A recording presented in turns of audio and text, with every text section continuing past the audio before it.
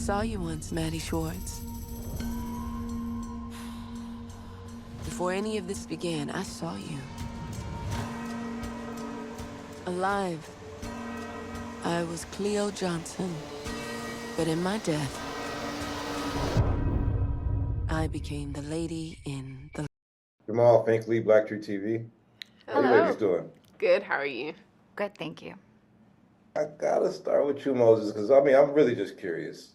I mean, Moses has a lot of historical context as a name, but why did you choose? Like, what's the significance of the name for you that you go by Moses Ingram? Yeah. You know, I decided to change my name after a period of time in my life that I felt like I had surpassed. I had hoped that I had surpassed, and I really needed something that felt like where I was. And so I prayed, and the next day I literally heard Moses, and ever since then, it's been almost 10 years now, I've been Moses. It's so beautiful. Thanks.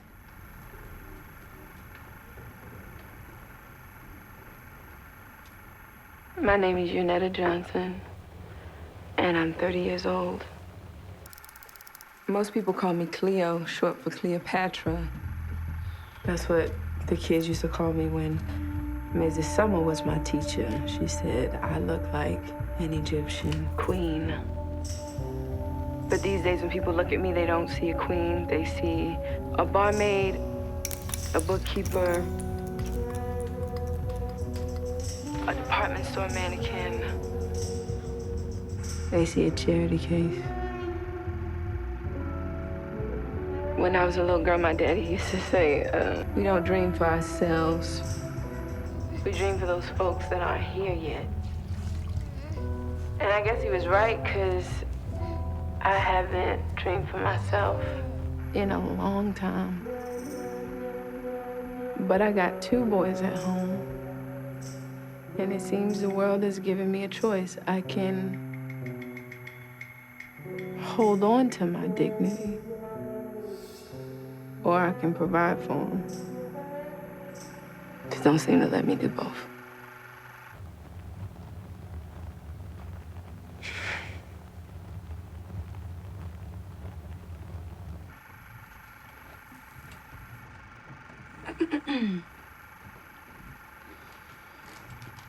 Cleopatra, is everything okay? Natalie, if I could take you a little bit to your origin story, like I'm curious about the first time you performed in front of any audience. Like it could have just been like a family thing, and you did something like. When was the first time you like did a performance that kind of led you to this point now that you're, award-winning actress? That's a great question. Yeah. I used to put on shows for my family and like charge them for tickets. I used to with my cousins, we'd put pillows on the ground. I'm sure a lot of kids do this, and make parents come and make tickets for them, and then we'd do dance shows or singing or whatever. And I was a performative kid, and then I started working as a kid. Look, Betty, can we just have a nice Thanksgiving dinner and not talk about Tessie Durst for a few hours?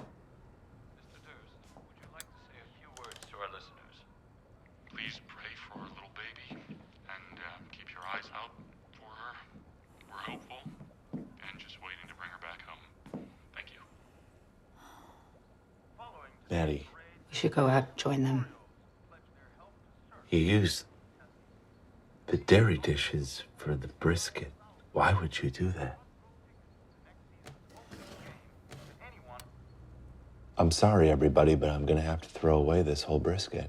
I'm sorry, Wallace. It's all right. No. You're sorry, Wally? Sorry, yeah. Did Wally go all the way to Lombard Street to get your kosher lamb? Wallace is our guest, and now that we have nothing to serve him, are we supposed to wait until they find Tessie Durst to eat? Fine, let's fast. I thought it was Thanksgiving, but I guess it's Yom Kippur. What are you... Hey, give me that. What are you doing? Give it to me.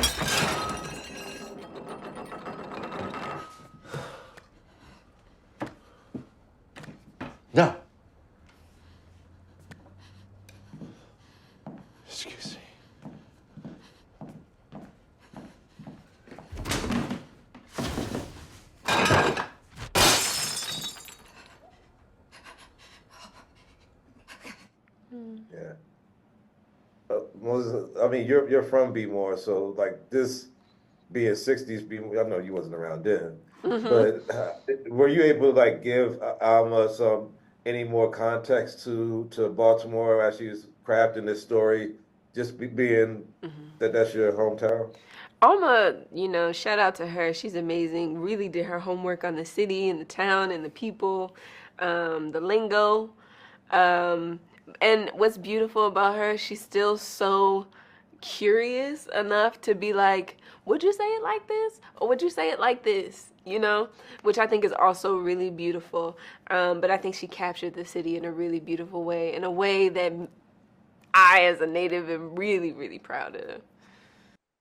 It, like this, I mean, I've seen a lot of great shows on Apple TV. Apple TV has a lot of great texture to their series, but just your two characters are like so different and have it interwoven in this way. Like as a story, as y'all reading the script, like how did this feel to you as far as being something like new or like what was your response to just reading this on the page and seeing this story, like how it interweaved together?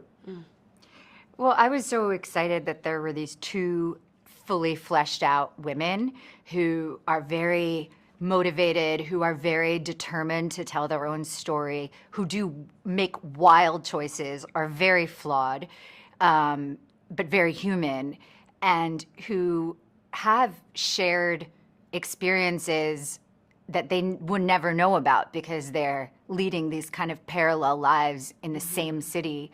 And particularly for my character, that, you know, she can experience oppression and still be an oppressor.